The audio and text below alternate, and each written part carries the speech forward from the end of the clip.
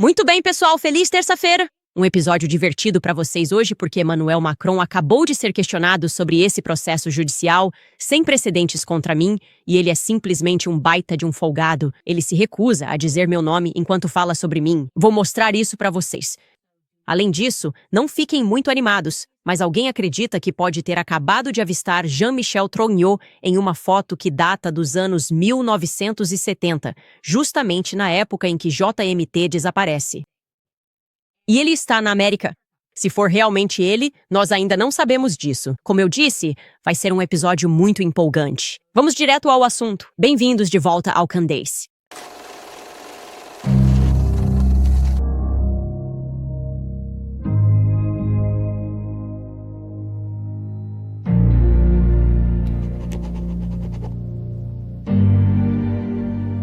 Eu disse para não se animarem, mas na verdade eu estou bem animada. Antes de tudo, Emmanuel Macron, ele é só um bobão.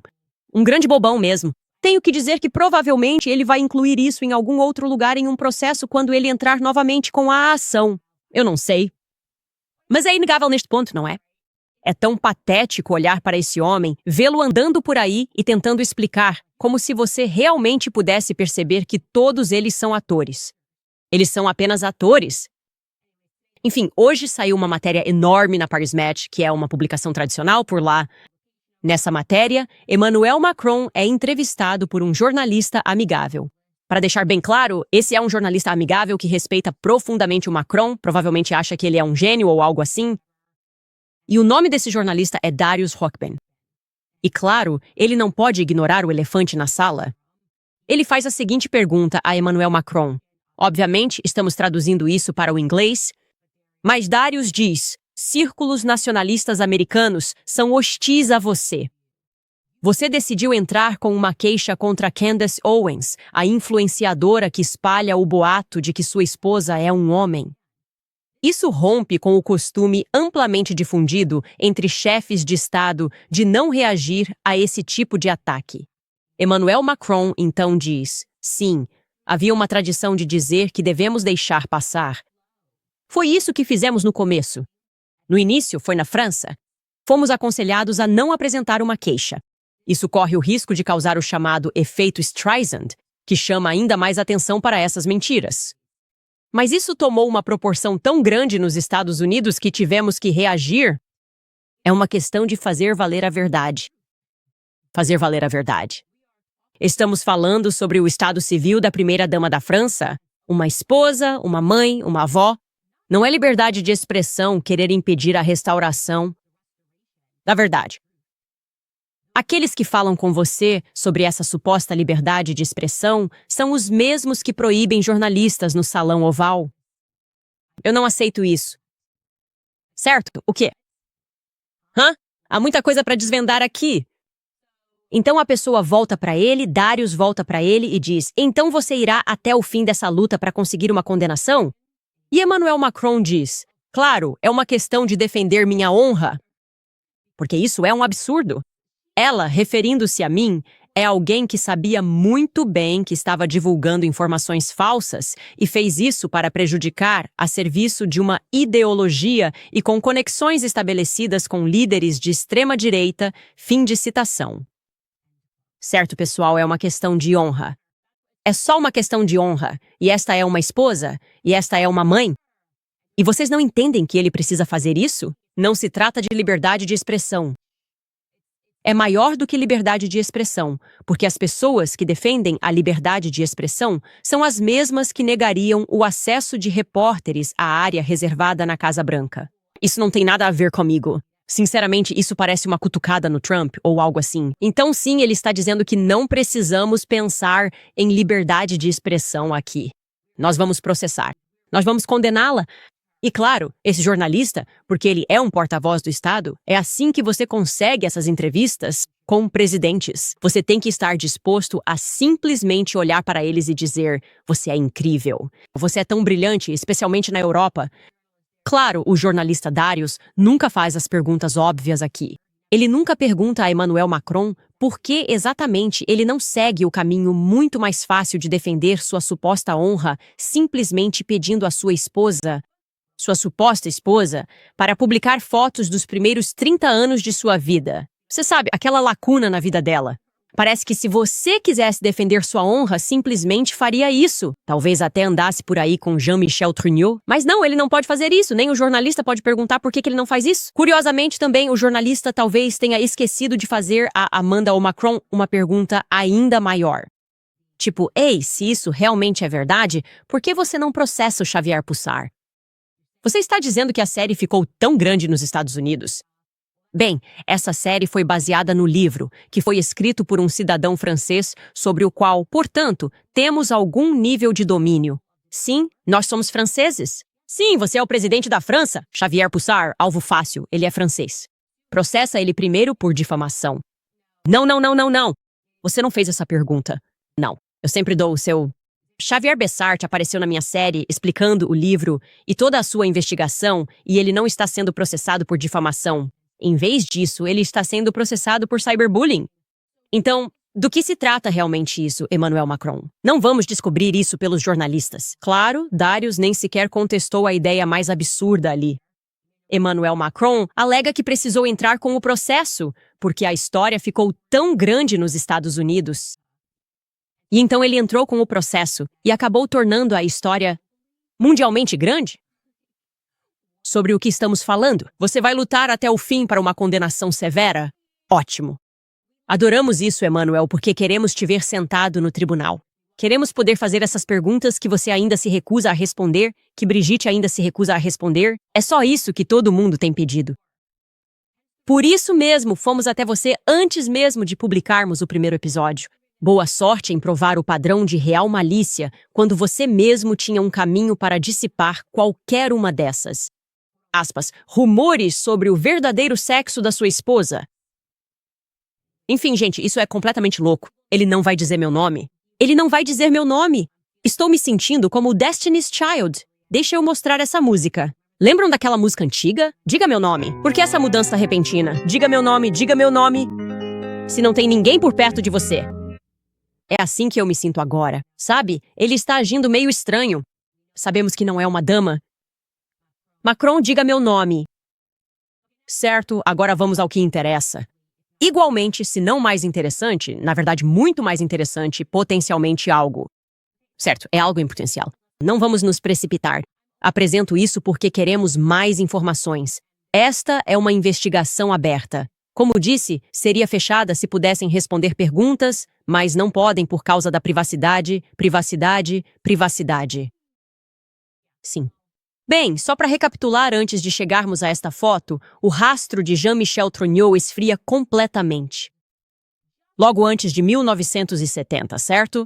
Então vou voltar àquela linha do tempo que apresentamos ao longo da nossa série Becoming Brigitte, porque você provavelmente precisa de uma pequena recapitulação aqui. Vamos lá. Nós acabamos de traçar a vida de Jean-Michel Trugnot desde seu nascimento em 1945, mas a parte relevante que quero que vocês observem é em 1963, porque em 1963 é o ano em que Jean-Michel Trugnot completa 18 anos, certo? E naquela época, na França, os homens eram obrigados a se alistar no exército. Era compulsório. Você tem 18 anos. Você tem que se alistar ou então apresentar um motivo válido para não poder ingressar no exército naquela época. Então, sabemos que em 12 de fevereiro de 1963, de acordo com a excelente reportagem de Xavier Pussar, no dia seguinte ao aniversário de 18 anos de Jean-Michel Trugnot, seu pai, Jean Trugnot, realiza o registro militar em nome do filho. E o que é estranho sobre aquele ano é que nesse arquivo, enquanto seu pai está solicitando o adiamento, descobrimos que Jean-Michel está morando na Argélia no início daquele ano. Depois, sabemos que no final daquele mesmo ano, ele está de volta à França e está em uma escola de engenharia, certo? Foi aí que Xavier e os jornalistas conseguiram caçar aquela foto agora infame, aquela foto de 1963, eu acho 64, de Jean-Michel, tipo, de uma escola de engenharia na França. Ok, legal! Xavier Pussar pôde então confirmar em seu livro que 2 anos depois, em 1965, Jean-Michel solicita outro adiamento militar por 2 anos, o que nos levaria a 1967. E graças a um jornalista da grande mídia, lembre-se, a história diz que as pessoas começaram a perceber isso. Havia um irmão que não estava contabilizado, tipo, a Brigitte Macron agora é a primeira-dama da França. E eles estão olhando para essa foto e pensam, espera aí, nós sabemos onde todos esses irmãos supostamente estão, mas não sabemos onde está aquele garotinho à esquerda que meio que parece exatamente com a Brigitte, o Jean-Michel. E porque a imprensa conseguiu se antecipar e disse, sim, esse é meio que um irmão desaparecido. Vamos dar uma olhada nele. Um jornalista tradicional conseguiu confirmar que Jean-Michel Trogneux estava em Speyer, Alemanha, em 1967. Ok. Lá, ele foi registrado como suboficial, jogando hóquei em campo no Speyer Club na temporada de 1967 a 1968. Então era lá que ele estava. Ele estava na Alemanha. E isso pode fazer sentido porque havia um regimento de engenharia em Speyer naquela época.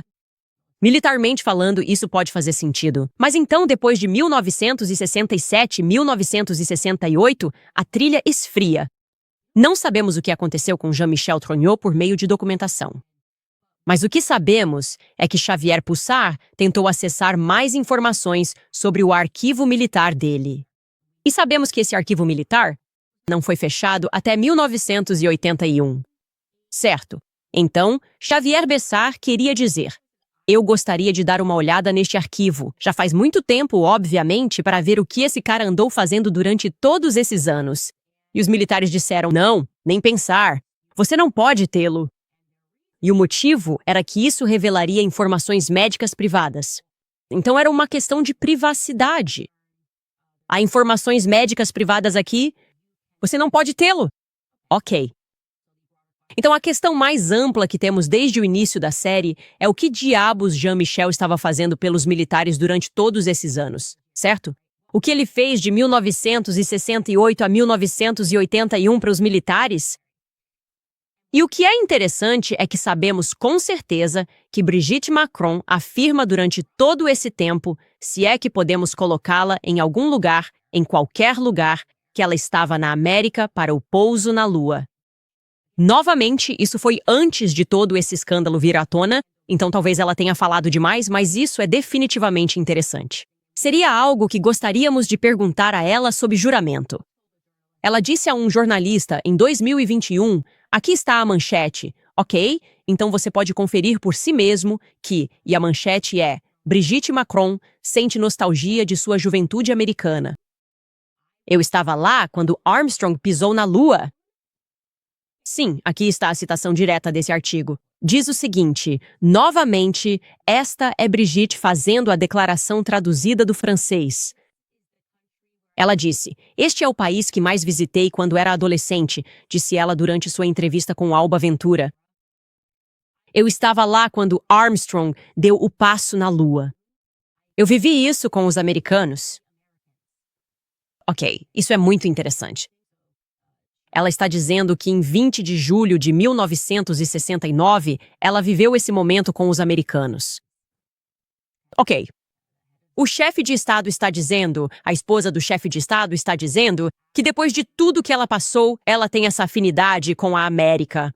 Ela também diz em outra parte do artigo, eu já passei por isso com os americanos, referindo-se ao pouso na Lua, e diz, entre aspas, eu tenho memórias, e as memórias da adolescência são aquelas que permanecem em nossos corações.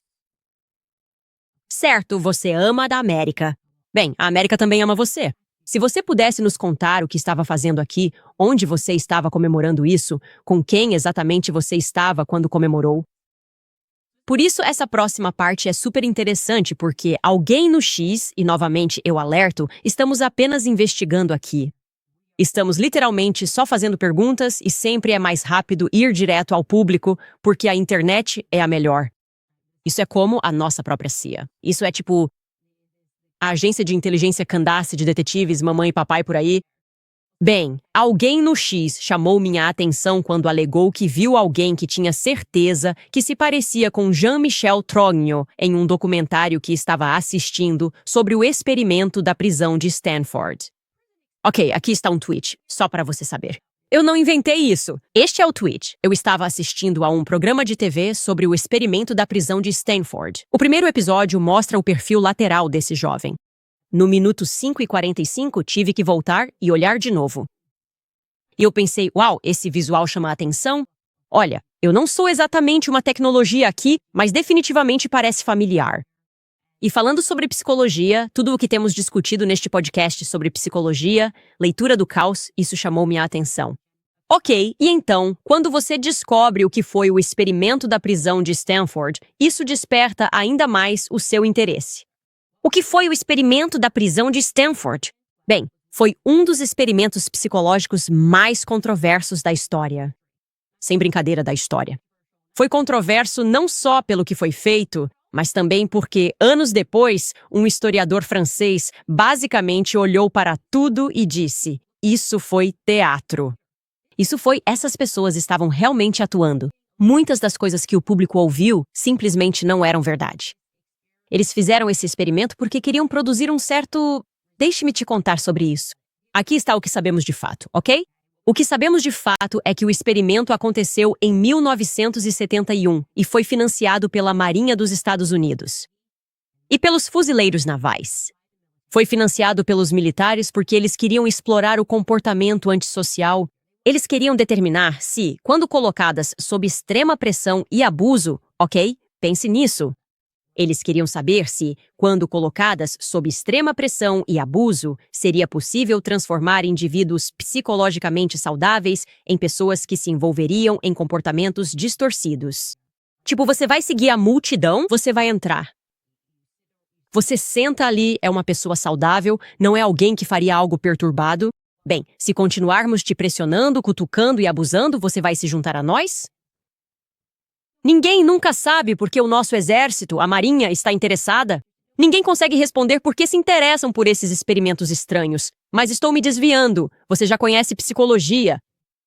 Enfim, o que eles fizeram foi colocar um anúncio no jornal.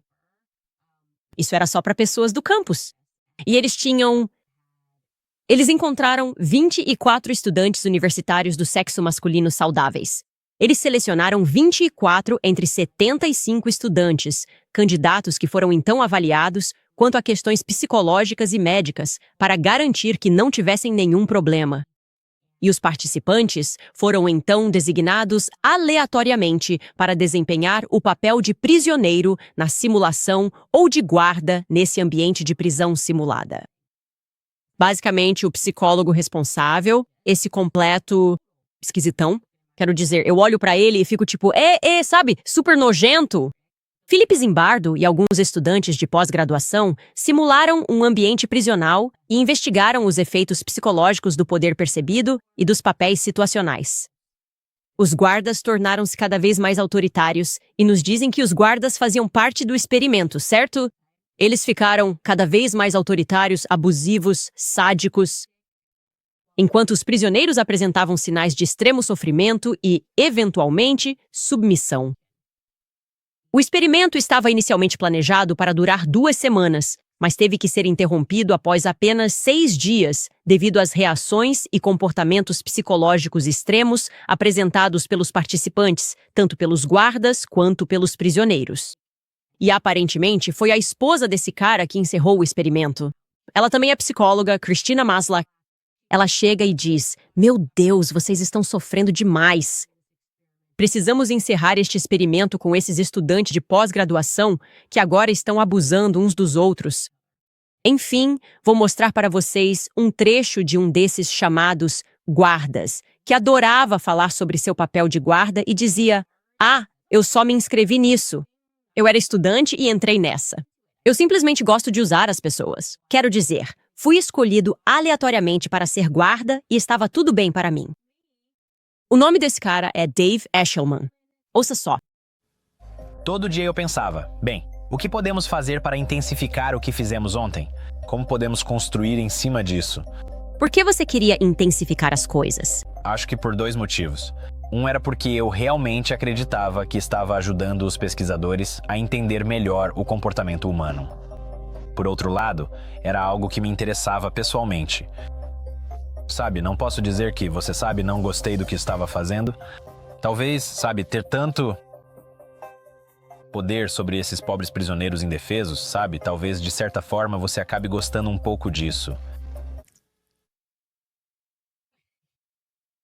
Eu não conseguiria inventar isso nem se quisesse. Mas, de novo, para quem está no Clube do Livro e estamos aprendendo sobre Sigmund Freud, isso não é nada. Isso é praticamente o padrão quando se trata de psicologia, dos estudos e do gaslighting que está envolvido em tudo isso. Enfim, isso se tornou um escândalo ainda maior porque havia um historiador francês chamado Thibaut Letexier. E ele decidiu fazer uma investigação profunda sobre esse experimento e descobriu que muitas das coisas que o público ouviu sobre ele simplesmente não eram verdade.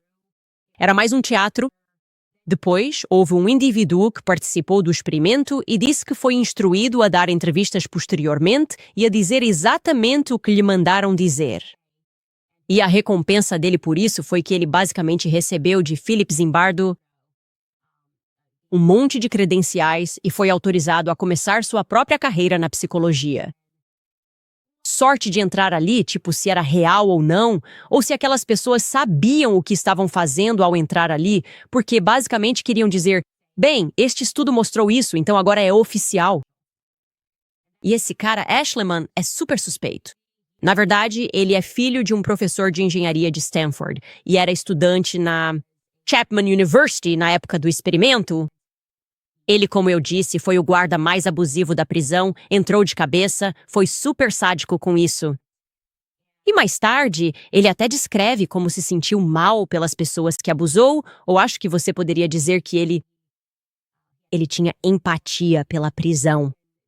Desculpa, era a galeria dos homens da Marinha, dos militares? Você pode puxar esse trecho? Ou, desculpa, puxe o print do que aconteceu no Iraque.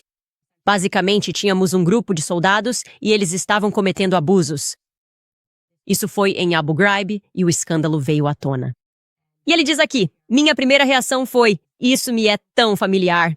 Eu sabia exatamente o que estava acontecendo. Eu conseguia me imaginar no meio daquilo e vendo tudo sair do controle. Quando você tem pouca ou nenhuma supervisão sobre o que está fazendo e ninguém intervém para dizer, ei, você não pode fazer isso. As coisas só continuam a escalar. Então ele meio que aparece e dá uma desculpa para o abuso sexual e a humilhação que os soldados americanos estavam praticando nessa prisão contra os iraquianos que eles estavam guardando.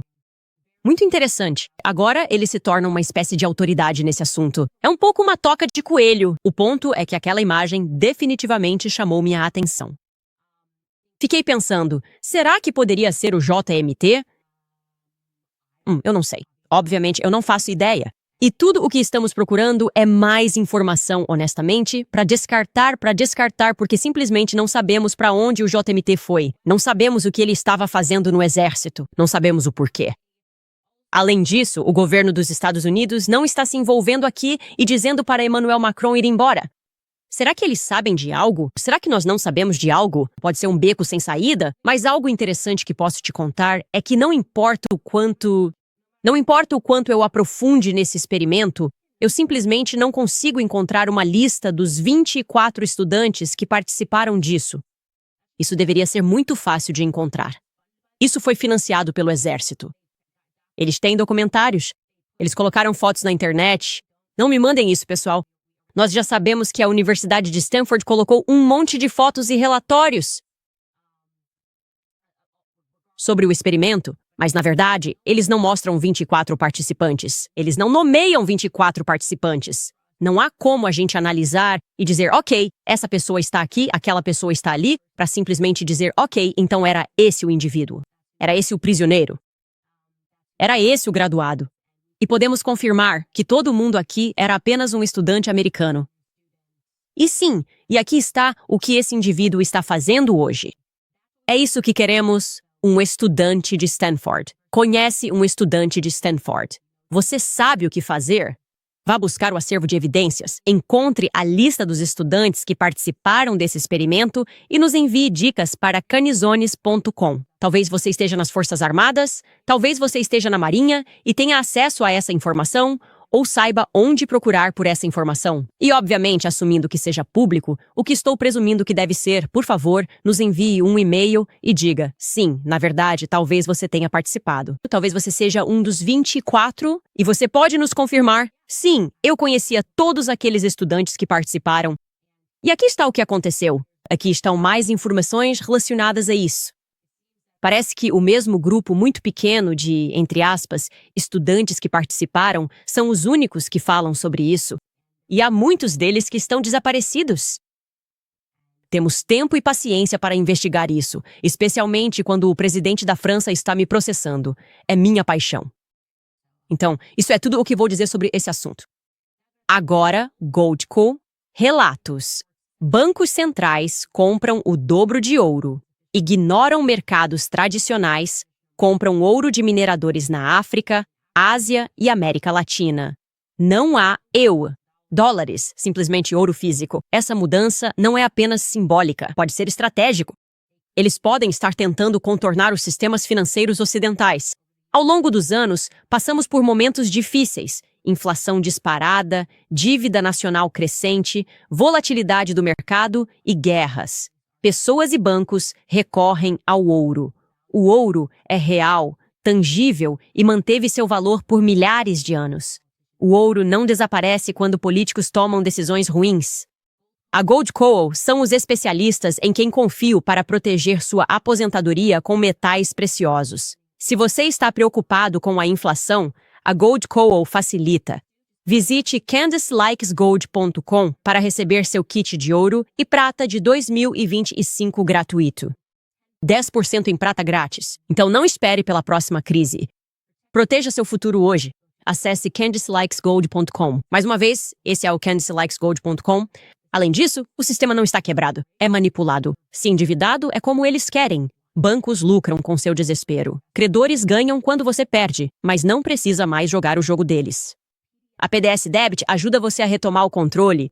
Eles já ajudaram centenas de milhares de pessoas a se libertarem de cartões de crédito, empréstimos e juros altos. O dinheiro é seu, o futuro é seu e chegou a hora de lutar. A PDS Debit vai além dos números, sua situação financeira única e criar um plano personalizado para você. Não é exigida nenhuma pontuação de crédito. Eles ajudam você a economizar, quitar dívidas e colocar dinheiro de volta no seu bolso. A PDS Debit tem classificação A+ no Better Business Bureau, milhares de avaliações 5 estrelas no Google e mantém 5 estrelas no Trustpilot. Por quê? Porque o PDS ajudou centenas de milhares de pessoas a saírem das dívidas. Você está a apenas 30 segundos de ficar livre de dívidas. Faça sua avaliação gratuita e encontre a melhor opção para você agora mesmo em pdsdebt.com Candice. Mais uma vez, pdsdebt.com/Candice. pdsdebt.com/Candice. Ok, atualização para você. Um pouco surpreendente?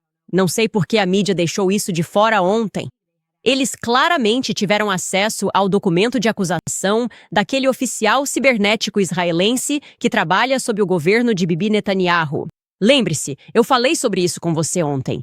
Ele estava em Las Vegas apenas para uma conferência e decidiu que, não sei, simplesmente precisava tentar fazer sexo com um menor e acabou sendo pego. E a polícia prendeu 8 pessoas. Ele foi um deles. Ah, mas eu sou israelense? As regras não se aplicam. Nós meio que mandamos aqui, mais ou menos. Bem, adivinha só? Acontece que ele disse em um documento de acusação que contou à polícia de Henderson, em Nevada, que tinha acabado de se encontrar com oficiais da NSA. Ok, então agora há uma entrevista gravada com ele, e aliás, o nome dele é Tom Artyom Alexandrovich. E agora existe uma entrevista gravada na qual ele diz a eles que teve uma reunião com a NSA, que ele se encontrou com a NSA. Ele tinha outra reunião com a NSA que deveria acontecer no dia seguinte à sua prisão e que ele já havia se encontrado com várias pessoas do Borough e da NSA ao longo da semana passada. Então, você consegue imaginar isso? Acho que o nosso DOJ fez uma declaração dizendo algo como: não tivemos nada a ver com ele fugindo de volta para Israel. Vocês estavam tendo reuniões com esse cara? Você consegue imaginar a coragem que isso exige? A audácia absoluta. Na verdade, não é coragem, é audácia. O nível de não tenho respeito pelo seu país. Ou melhor, não tenho medo do seu país, porque sabemos que estamos no controle, especialmente quando se trata de oficiais cibernéticos em Israel. Eles sempre dizem, eles nos ajudam. A tecnologia israelense está liderando o dia. É por isso que temos o tipo de relacionamento com Israel que temos. É por isso que eles são nosso maior aliado, porque eles criam uma tecnologia tão boa. Sim, para nos espionar e nos chantagear. É para isso que essa tecnologia serve, pessoal. Então, imagine a audácia dele. Ele vem aqui para uma conferência. Ele está se reunindo com os oficiais da NSA e tenta fazer sexo com uma menor em Vegas porque ele pode. Por que não? Sim, ele estava tentando atrair uma menor para ir assistir a um show em Vegas. Absolutamente nojento. Isso não importa. Ele está de volta a Israel. E você sabe, certamente eles não vão nos dar uma declaração sobre isso. O governo Trump não vai nos dar uma declaração sobre isso. Eles estão ocupados. Pam Bondi, em especial, está ocupada. Lembre-se, ela teve que dar uma resposta no mesmo dia quando um universitário, um homem, que nunca deveria se levar a sério e deveria ser zoado pelo resto da vida por ter chamado os federais e gravado uma discussão que teve com outro estudante no campus.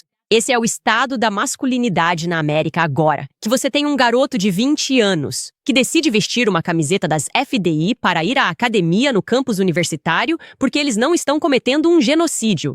É literalmente como dizer um foda-se pra todo mundo no campus. Eu não me importo. E uma garota falou umas verdades pra ele e ele decidiu sacar o celular porque isso é tão masculino. Vou gravar a garota falando comigo. E então ela empurra ele. Lembra disso? Lembra desse incidente? Aquele incidente terrível? O maior de todos. Foi o pior incidente de antissemitismo, certo? Esse garoto sofreu tanto, mas os federais se envolveram imediatamente. Pam Bondi fez uma declaração, não foi? Entraram em ação imediatamente. Obrigada, Press McCulloch, ela disse, pela sua liderança e ação rápida. O antissemitismo não será tolerado na Flórida nem em nenhum outro lugar. E então ela marca todos, completamente, por ter derrotado o empurrão. O empurrão. Espero que ele esteja bem. Eles até disseram que iriam oferecer terapia para os estudantes no campus porque esse empurrão foi tão traumatizante. Tipo, por que eu não posso simplesmente usar camisetas genocidas? Eu não entendo. Vai para a academia. Ai, meu Deus. Estamos assistindo de novo. Atenção, conteúdo sensível para o espectador. Ela mostra o dedo do meio.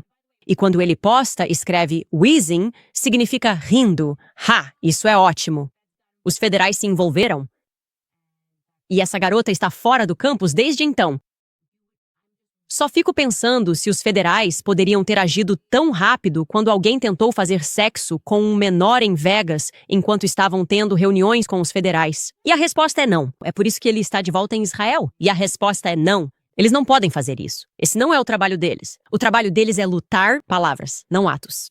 Palavras maldosas é com o que eles têm que lidar agora. Garantir que os estudantes se sintam ainda mais seguros em seus espaços nos campi universitários. Enfim, pessoal, como se não pudesse piorar, porque sinto que este ano, por algum motivo, os pedófilos estão simplesmente zombando da humanidade. A NPR anunciou em uma manchete que há um musical sendo feito que gira em torno da intolerância, antissemitismo, e eles estão produzindo um musical vencedor do Tony Award sobre o linchamento real de um homem judeu em 1915. Agora, se você não conhece essa história, é porque o que aconteceu foi que uma garota católica foi brutalmente assassinada por um judeu rico em Atlanta, Geórgia, que era membro do B'nai B'rith, que é um grupo maçônico judaico do qual Sigmund Freud também fazia parte, era membro. Isso mostra como tratam as crianças. Sigmund Freud, B'nai B'rith. Eles foram o precursor da ADL. A ADL tem muito poder. O nome desse cara era Leo Frank. Esse judeu rico que administrava uma fábrica de lápis e assassinou brutalmente Mary Fagan, que era uma garota católica pobre que trabalhava para ele. Os operários da fábrica testemunharam ter medo dele, que era nojento e fazia comentários sexuais. Esse cara era tão rico e tão poderoso que ele então tentou colocar a culpa em um homem negro. Isso foi em Atlanta, em 1913. Tipo, você nem precisava dar um motivo para linchar um homem negro, certo? Você poderia simplesmente dizer, ele espirrou na minha direção e eles teriam linchado ele. As evidências eram tão esmagadoras de que Leo Frank fez isso que eles realmente disseram, não, na verdade foi você quem fez isso. Você fez isso e tentou colocar a culpa no seu funcionário negro porque você sabe que aqui é o Sul, é racista e normalmente nós lincharíamos esse cara. Mas você está até o pescoço de culpa? Ele mentiu, mudou seu depoimento várias vezes, depois tentou fazer com que outro amigo dele levasse a culpa, tipo, tentou jogar pra cima dele, certo? E a ADL tem tentado voltar atrás e reabrir esse caso, fingindo que Léo Frank foi uma vítima de linchamento. Sim, ele acabou sendo linchado por causa do que fez com uma criança. Eles o caçaram e o lincharam, mas eles querem que você acredite que ele é a verdadeira vítima da história, certo? Porque por que você não poderia simplesmente matar uma garota católica, não é? Você é rico. Você é judeu. É uma garota católica. Você faz parte do B'nai B'rith, grupo judaico bastante poderoso. É maçonaria. E você não pode simplesmente matar uma garota católica, casar com Fagin e sair impune. Agora eles estão transformando isso em um musical, porque é assim que eles fazem as coisas. Eles transformam em teatro. Isso é parecido com o que aprendemos. Lembra do Projeto Laramie, que era todo sobre o Matthew Shepard, e fizeram você acreditar que ele foi vítima de linchamento por ser gay.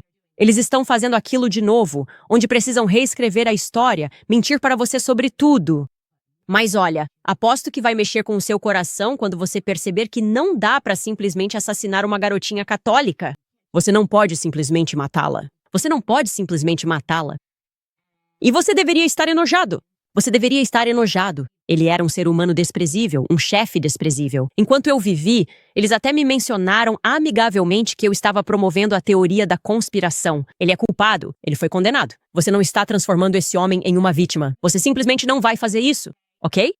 Literalmente não vai acontecer. Vou me aprofundar em quem foi Léo Frank e minhas suspeitas sobre com quem ele era parente, que é a razão pela qual vocês estão há décadas tentando limpar o nome dele. Tenho algumas suspeitas sobre isso, ainda mais poderosas do que apenas possuir uma fábrica de lápis. Vou me aprofundar nisso. Você não vai apagar a história católica. Você simplesmente não vai fazer isso, ok? Vocês têm feito isso há muito tempo, por isso odeiam católicos. Lembramos história. Nós sabemos o que estava acontecendo na Europa e vocês odeiam os católicos por manterem essa memória. E eu vou continuar mantendo isso por mais um tempo. Enquanto eu tiver uma plataforma que Deus me ajude, eu prometo a você que vou contar a história sobre o que Léo Frey fez com Mary Fagan, ok? A vítima aqui é Mary Fagan. Então talvez façam um musical sobre o que aconteceu com Mary, por Mary Fagan, naquela noite. Ele era poderoso, ela era impotente e estava sem dinheiro. Enfim, deixa eu te contar como eu realmente me sinto.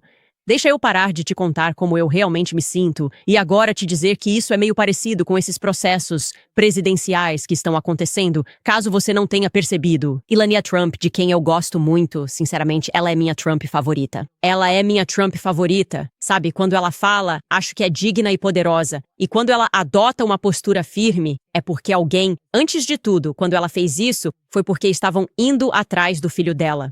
Ela foi categórica de jeito nenhum. Barron é menor de idade. Na época, acusavam-no de ter autismo. A imprensa foi cruel e repugnante que não conseguiam deixá-lo em paz porque odiavam o Trump.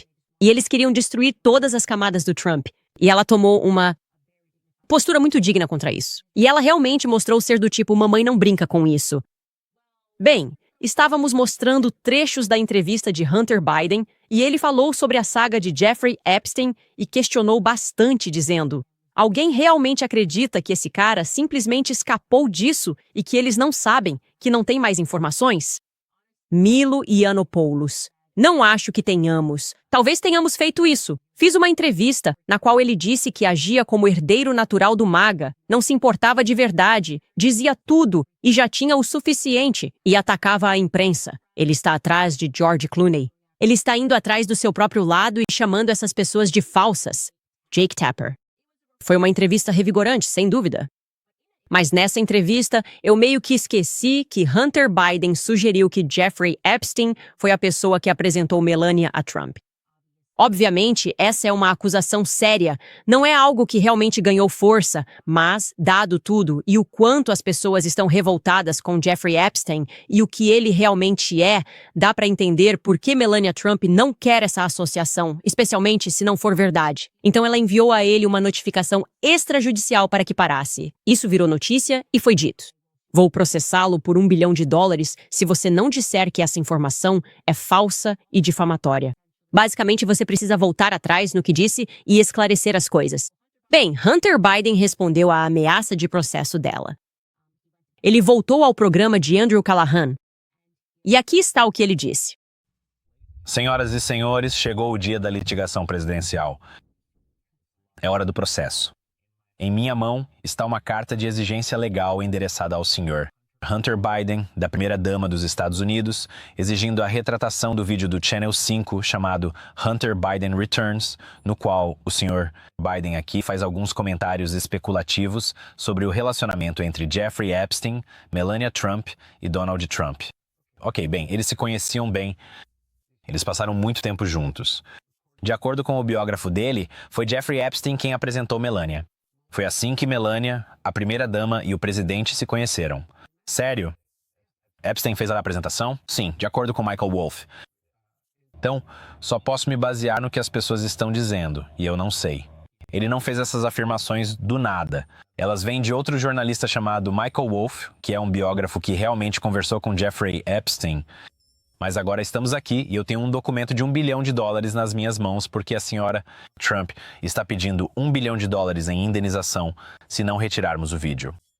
E se Hunter aqui não emitir um pedido formal de desculpas à senhora, trunfo.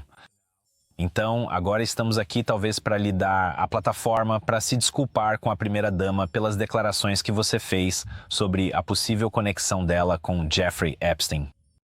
Ah, isso definitivamente não vai acontecer. Aí está. Ele diz isso. Isso não vai acontecer. Acho que é por isso que as pessoas... Bom, não as pessoas acham que o Milo disse é que ele é um herdeiro natural do MAGA. E é porque ele basicamente, antes de tudo, é um argumento válido que foi publicado em um livro por, sabe, se isso é algo que o Michael Wolff, que eu acho que o Michael Wolff é um desastre absoluto e já mentiu muito. E eu ainda não sei por que o Trump deu qualquer acesso a ele. Lembro que fiquei muito frustrado com isso no primeiro mandato, quando ele escreveu aquele grande livro e disse que conversou com Trump e que ouviu que, seja lá o que for, ele era um mentiroso. Não há dúvida de que Michael Wolff é um mentiroso. E eu realmente acredito, Melania, que isso é uma mentira porque tantas outras coisas que ele colocou naquele livro eram mentira. Mas isso... segue que você teria que processar Michael Wolff por ter publicado isso ou por ter dito isso, seja lá o que for, antes de poder ir atrás de alguém por repetir o que essa pessoa publicou. Então sim, eu realmente acho que muitas vezes precisamos lembrar disso, que ele não estava agindo de má fé. Se ele leu e acredita que é real, seria muito difícil para ela atingir o padrão de dolo real. Ela está dizendo que não é real. Michael Wolff está dizendo que é real. Novamente, eu tendo a acreditar na Melania porque acho que ela é muito digna e está irritada. E é por isso que ela escreveu esta carta. Mas não cabe a você ir atrás do Michael Wolff, o que eu acho que todos nós adoraríamos ver, para ser bem honesto com você.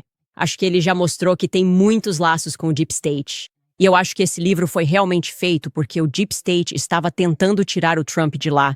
Eu realmente acredito que essa é a razão pela qual eles fizeram isso. E é por isso que o Trump está cercado neste momento, porque ele simplesmente entregou as rédeas para o Deep State. Como fica evidente pelo fato de ele estar deixando de lado a história do Jeffrey Epstein. E me desculpe, mas não posso de forma alguma dizer que sinto que a Melania foi mais prejudicada pela história do Jeffrey Epstein do que os americanos foram prejudicados pela recusa do marido dela em investigar mais a fundo isso. Então, eu realmente gosto da Melania. Espero que eu saiba como ela se sente como mãe, obviamente. E espero que ela possa, talvez, comunicar ao Trump que isso é inaceitável. Se você quer ser o líder do mundo livre, se você quer ser o presidente dos Estados Unidos, então vai ter que ter coragem para dizer a verdade aos americanos. Nós já sabemos a verdade, então é melhor que você simplesmente diga: pessoal, antes de ler seus comentários, quero falar sobre a Brickhouse Whey. Se você já experimentou várias proteínas em pó, sabe como é. Pode ser estranho. Principalmente a textura, o gosto de giz, o retrogosto, ingredientes que nem consegue pronunciar. Bem, os médicos da Brickhouse Nutrition me explicaram por que as proteínas em pó costumam falhar. É porque proteína de baixa qualidade com enchimentos baratos, como maltodextrina, soja, xarope de milho, sódio e celulose, é o que as torna ruins. Se sua proteína em pó não está dando conta, mude para Brickhouse Whey Protein. A Brickhouse Whey é desenvolvida por médicos, não por marqueteiros. Esta é a nova ciência em proteína em pó que entrega resultados que você sente. A fórmula limpa da Brickhouse Whey proporciona crescimento muscular profissional, energia incomparável e recuperação rápida pós-treino. É livre de lactose, então você nunca terá inchaço ou dores de estômago. Seja na academia, correndo atrás das crianças ou cuidando da saúde, essa proteína se encaixa na sua vida. Mude para Brickhouse Whey. Para resultados garantidos ou seu dinheiro de volta, acesse daniway.com e use o código promocional Candice para 20% de desconto no seu pedido. Mais uma vez, o código promocional é Candice em thenewway.com. Também quero falar para vocês sobre o 7 Weeks Coffee. Eu sempre falo para vocês sobre o 7 Weeks Coffee. É a empresa de café Pró-Vida da América que tem a missão de financiar o movimento Pró-Vida, uma xícara de café por vez. E eles atingiram um marco incrível. Mais de $1 milhão para o movimento Pró-Vida. Sabemos por que eles se chamam 7 Weeks Coffee. É porque com 7 semanas, um bebê tem o tamanho de um grão de café. E é nesse mesmo período que o batimento cardíaco é detectado em um ultrassom. É por isso que eles doam 10% para apoiar centros de atendimento à gravidez, fornecendo ultrassons, recursos e esperança para as famílias. E tudo começou com uma ideia simples. Use sua xícara de café da manhã para defender a vida. 7 Weeks Coffee é café saboroso, não contém mofo pesticidas, cultivado à sombra, tem baixa acidez, orgânico. Ele atende a todos os requisitos. Acesse 7weekscoffee.com e economize 15% para sempre assinar e ganhar um brinde. Exclusivamente para ouvintes, usando o código Candice na finalização da compra, ganhe 10% de desconto no seu primeiro pedido. Isso representa uma economia de 25% no seu primeiro pedido, além de um brinde. Lembre-se, seu pedido ajudará diretamente mais de 1.000 organizações pró-vida nos Estados Unidos. Visite 7weekscoffee.com. Promova o código Candice hoje mesmo. Certo, pessoal, eu queria muito rapidamente, antes de entrarmos nos comentários, ler um dos comentários que estava no episódio de ontem, escrito por Ana Maria Domingues, um nome bem espanhol, o que faz sentido. E ela escreveu: Eu sou da Espanha e o nosso rei Felipe foi recentemente acusado por jornalistas de viajar com frequência ao Marrocos para se envolver em encontros homossexuais com jovens locais. Até agora, ninguém da família real da Espanha negou as acusações. Este é um mundo louco. Isso me fez lembrar de algo. E quero deixar claro, não tenho certeza se é a Espanha ou se era a Itália. E por algum motivo, acho que é a Espanha, porque lembro que estava pesquisando sobre Theodor Herzl, que é uma peça muito relevante desse quadro. Ele havia visitado, e acho que o motivo de eu achar que era a Espanha é porque foi depois do rei Humberto. Desculpe, acho que era a Itália, porque eu estava pesquisando depois que o rei Humberto foi assassinado. E a pessoa que assumiu depois basicamente disse a Theodor Herzl: Meus ancestrais são, judeus sabatianos. Então, eu estava contando para vocês sobre aquele movimento de culto que acreditava em praticar incesto e pedofilia e na ideia de que eles precisavam pecar para ascender no mundo. Assim, através da profundidade dos seus pecados, eles subiriam de posição no mundo. E isso era conhecido como sabatianismo franquista. E ele disse isso oficialmente para Theodor Herzl. Novamente, foi ou na Espanha ou na Itália. Mas você deveria pesquisar esse período de Theodor Herzl. E Espanha e Itália e ver o que aparece. Mas todo mundo, em todos os países, deveria pesquisar isso porque é algo que une o mundo. É por isso que abordamos esse tema. Nós mergulhamos na história. Queremos que vocês saibam o que ocorria. Há muito mais que pesquisei e mal posso esperar apresentar a vocês. Gostaria de tirar 1 ano de folga a pesquisar. Às vezes eu penso que preciso tirar 1 semana de folga só para pesquisar porque muita coisa está se encaixando e um quadro está ficando claro sobre o que aconteceu, essa nova ordem mundial. Foi estabelecida, está muito claro que ela foi estabelecida. E eu diria que houve meio que esse reset global, provavelmente por volta de 1850. E, na verdade, permitimos que pessoas como Sigmund Freud, por exemplo, formassem uma nova hierarquia e introduzissem novas ideias.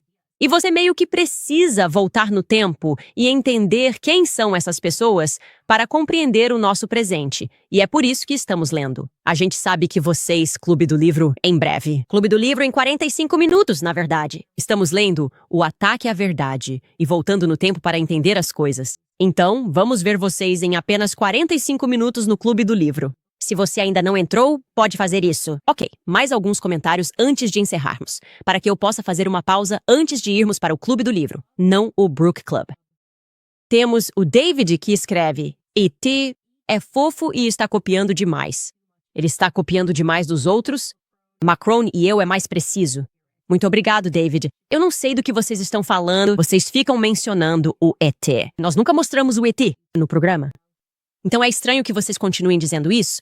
Super Coco escreve: Mundo louco, pessoas loucas. Quem disse? Como não enlouquecer hoje em dia? Conhecimento é a verdadeira liberdade. O conhecimento é liberdade. Dex. Superioridade de Delaware. Tribunal Superior decidiu contra Newsmax difamação. Eles odeiam os conservadores. Espero que você pelo menos consiga transferir o caso para o Tribunal Federal em Delaware, já que os Macrons são estrangeiros. Tudo de bom. Sim, o caso de difamação do Dominion Voting System, a razão pela qual trouxeram o Tom Clare, um conjunto diferente de regras. Primeiro, eles fizeram um acordo, então não houve decisão contra eles. Foi um acordo e está sendo resolvido fora do tribunal.